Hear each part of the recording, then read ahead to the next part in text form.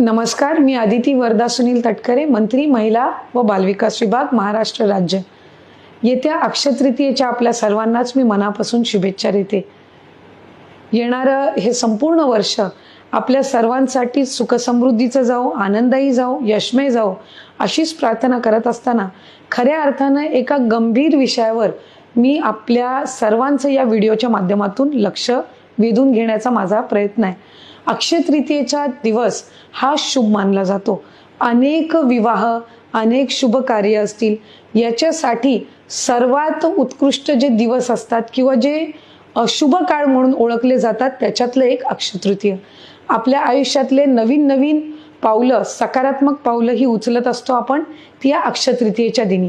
पण त्याच दिवशी एक अतिशय गंभीर्यपूर्वक विषयाकडे सुद्धा मला आपल्याला लक्ष वेधून घ्यायचे, ते म्हणजे बालविवाहांकडे। अनेकदा अक्षय तृतीयेचा दिवस हा विवाह सोहळ्यांसाठी सुद्धा अतिशय उत्तम आणि शुभ मुहूर्त मानला जातो। पण याच दिवशी दुर्दैवाने काही भागांमध्ये बालविवाह सुद्धा मोठ्या प्रमाणामध्ये किंवा कमी जास्त प्रमाणामध्ये होण्याच्या घटना या त्या ठिकाणी निदर्शनास आल्यात।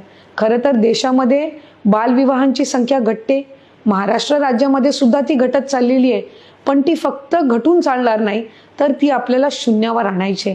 आणि म्हणूनच या व्हिडिओच्या माध्यमातून माझं आपल्या सगळ्यांना आव्हान राहील, त्याचबरोबर जिल्हा प्रशासनांना सुद्धा आणि विभागाच्या सुद्धा प्रत्येक जिल्ह्यातल्या अधिकाऱ्यांना सूचना राहतील की या अक्षय तृतीयेला आपण सगळ्यांनीच गांभीर्यपूर्वक बालविवाह हे आपल्या जिल्ह्यामध्ये, आपल्या कार्यक्षेत्रामध्ये होणार नाही याची दक्षता आपण घेतली पाहिजे। खरं तर बालविवाहाच्या संदर्भामध्ये कडक पावलं ही प्रशासन सुद्धा उचलत आहेत।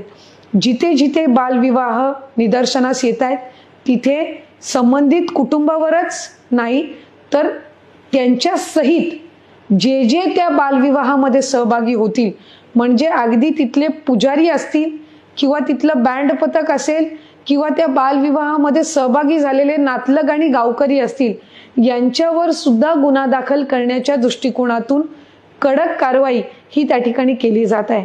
त्यामुळे या सगळ्या गोष्टींचा विचार करून खऱ्या अर्थानं बालविवाह हा गुन्हा आहे।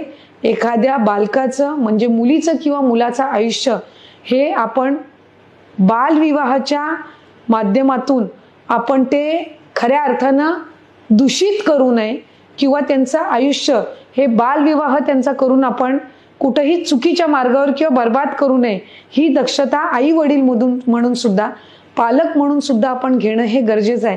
त्यामुळे माझं सर्व पालकांना, सर्व नातलगांना आणि प्रशासनाला त्या ठिकाणी आव्हान राहील की अक्षय तृतीयेच्या दिवशी अधिक जागरूक राहून आपण आपल्या आपल्या कार्यक्षेत्रामध्ये बालविवाह होणार नाहीत याची दक्षता ही त्या ठिकाणी घेतली पाहिजे। आणि जिथे जर दुर्दैवाने अशा पद्धतीच्या घटना आढळल्या तर त्याच्यावर कडक शासन करण्याची त्या ठिकाणी विभागाकडून आणि स्थानिक प्रशासनाकडून कारवाई जी आहे ती केली जाईल याची सुद्धा नोंद ही संबंधितांनी त्या ठिकाणी घ्यावी।